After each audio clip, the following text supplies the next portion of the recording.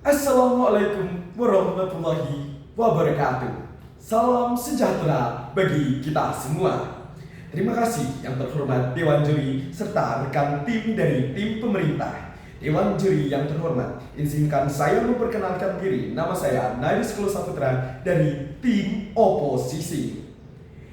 Saya menyatakan dengan penuh menolak tegas mosi perdebatan hari ini, yaitu dalam negara pasca konflik, misalnya pasca peperangan saudara, pergantian rezim, atau kolonialisme, Dewan ini percaya bahwa buku teks sejarah seharusnya lebih berfokus pada pengajaran historiografi bottom up dibandingkan historiografi top down.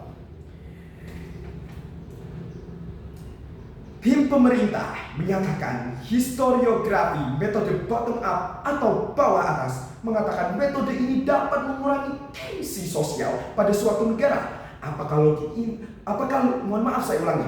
logika ini berdasar dengan perspektif yang adil? Saya mengatakan bahwa metode historiografi bottom up, bottom top merupakan sebuah ketidakadilan. Saya mempertanyakan, apakah semua sejarah akan benar-benar ditulis secara benar dan secara fakta? Tim pemerintah juga menyatakan, kami rasa benar negara pasca konflik adalah negara yang penuh tensi. Yang terhormat Dewan Juri, ini adalah sebuah kesalahan berpikir dari tim pemerintah. Bayangkan orang dengan penuh tensi dan penuh dengan kepentingan pribadi atau kepentingan kelompok menulis sebuah sejarah. Ini merupakan sebuah kesalahan besar. Kemudian Dewan Juri yang terhormat, saya dari tim oposisi menyatakan bahwa historiografi top down merupakan solusi yang tepat. Pada poin argumen tim oposisi pertama, saya menyatakan bahwa tak semua pemimpin berasal dari satu bangsa. Maka dari itu, metode top down lebih netral dan adil karena setiap pemimpin juga membawa seluruh kepentingan dan pemikiran bangsa-bangsanya. Kemudian, stabilitas dan poin argumen kedua, stabilitas dan ketertiban nasional. Top down menunjukkan stabilitas nasional tercipta ketika negara juga bertindak tegas. Namun, bukan dalam artian meredam konflik dengan penuh amarah. Tapi ini merupakan menciptakan sebuah kesatuan dalam pemikiran.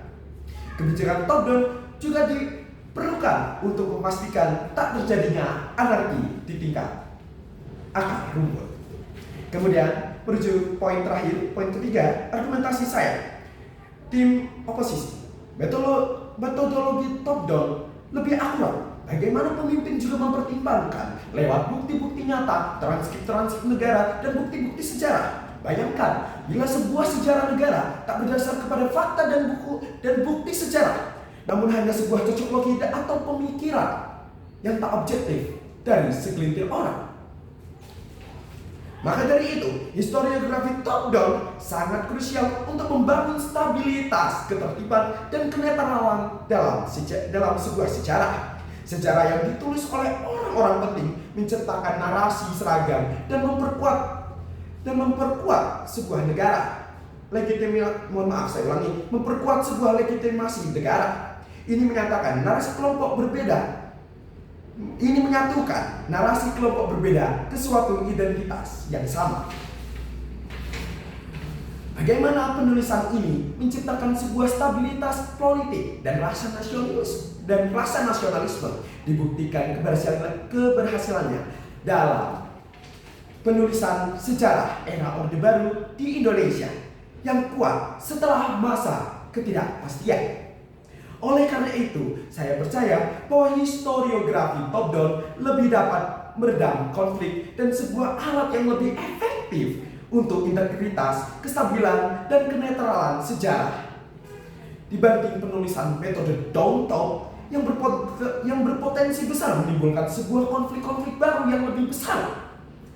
Maka dari itu, saya dari tim oposisi dengan tegas menolak penuh metode down top yang malah melahirkan sebuah konflik baru, bukan kestabilan dan kenetralan yang diinginkan oleh semua bangsa.